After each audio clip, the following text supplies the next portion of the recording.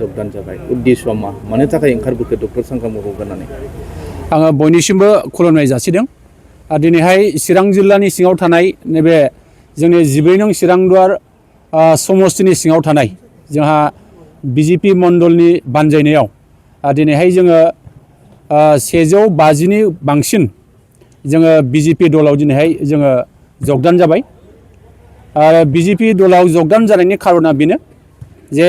आथिखालाव भारतखौ दैदेनगासिनो दङ बिजेपि दलनि गेजेरजों बिश्वगुरु नरेन्द्र मदिनि गेजेरजों आरो आसामखौ दिनैहाय जोंनि बयजोंबो मिथिजानाय गोहोगोरा सासे जोंहा आसामनि गिबि मन्थ्रि डक्टर हिमन्त बिश्व शर्मा बिथांनि गेजेरजों दिनैहाय आसामखौ दैदेनगासिनो दङ आरो दिनै बिटिसि आवबो जोंहा बिजेपि आरो बिपिएफ बे मोननै दोलोजों दिनैहाय एलायन्सआव सरकार खालामगासिनो दङ दा बेनिखायनो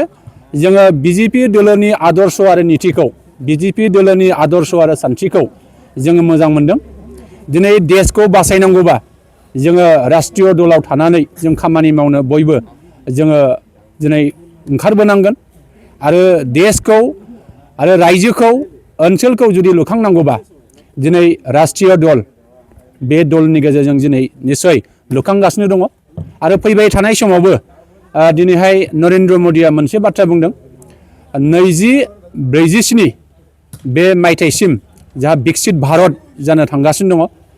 भारतखौ मुलुगावनो मोनसे गोहोगोरा रायजो गायसननो बा हादोर गायसननो दिनै बिथाङा नाजाबाय थादों दा बेनिखायनो जोङो नैबे बिजेपि दलनि जे आदर्श सान्थि बेखौ जोङो मोजां मोनदों नंगौ जोङो मोनसे समाव गुबुन गुबुन हानजायाव जोङो बिबानगिरि महरै जों खामानि मावदोंमोन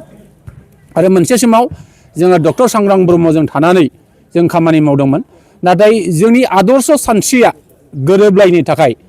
जों दिनैहाय बिथांजों जों थांफायाखै जों दिनै आलादायै मोनसे थांखि आरो नोजोर लानानै जों बिजेपि दोलोआव जोङो जगदान जाबाय आरो आसा खालामो फैबाय थानाय समाव निश्चय जोङो बिजेपि दोलोखौ गोख्रोंनिफ्राय गोख्रोंसिन साबसिननिफ्राय हामसिन आरो रायजोफोरजों खाथियाव थानानै जोङो निश्चय जोंनि बे ओनसोलनि रायजो राजाफोरखौ सिबिनो जों ओंखारबोदों बे ओनसोलखौ लुखांनायाव निश्चय जोंहाबो आगानसे जोङो निश्चय दावगाहोनो हानांगोन जोङो बे चिरां जिल्लानि सिङाव जोङो थानानै चिरां जिल्लाखौ जोङो मोनसे गोजौ थाखोसिम लांनो थाखाय जों नाजादों आरो फैबाय थानाय समाव आसामखौ जेरैबायदि भारतनि मोनबा रायजोनि गेजेराव गोहोगोरा रायजो महरै गायसननाय सिमां नुदों डक्टर हिमन्त बिश्व शर्मा बिथांखौबो जों निश्चय मदद आरो हेफाजाब खालामनो थाखाय जों दिनै ओंखारबोदों नोंथांमोननि जिखिनि डक्टर सांग्रां महरजों ज' खामानि मावनाय राजखान्थियारि बे सिमाङा दिनैफ्राय गावस्रालायबाय होननानै नोंथाङा मा बुंगोन राजखान्थिया पारमानेन्ट नङा राजखान्थिया बयनिबो थाखाय अरायथा नङा दा राजखान्थियाव थानानै जोङो मोनसे समाव एखेलगे जोङो दंलायोमोन नाथाय जोंनि आदर्श सानस्रिया गोरोबलायैनि थाखाय